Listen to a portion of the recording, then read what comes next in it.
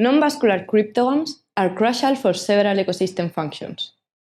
For example, they are responsible for almost 50% of the biologically fixed nitrogen. We have designed a Datalogger to address questions in the field of cryptogamic ecology.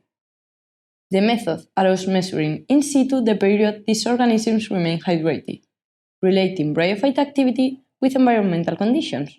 The main advantage of this technique is that it is a low-cost, open-source, and easy-to-assemble Datalogger, which can be built without technical knowledge.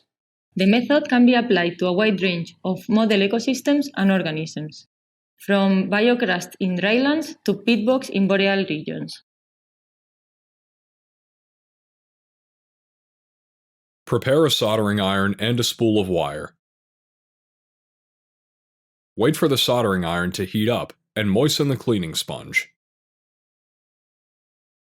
Cut the pin header strips to the desired length for the temperature and humidity sensor, microcontroller, and RTC clock and microSD breakout modules. To solder the pin header strips into the sockets, preheat the desired join with the tip of the soldering iron. Then, apply a small amount of material from the solder wire, enough to fill up the junction.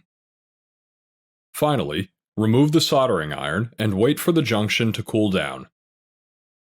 Using the same technique, begin to assemble the components to the printed circuit board. First, solder the resistors. Then, solder the sockets for the operational amplifiers, the SHT7X sensor, and the RTC clock and microSD breakout modules.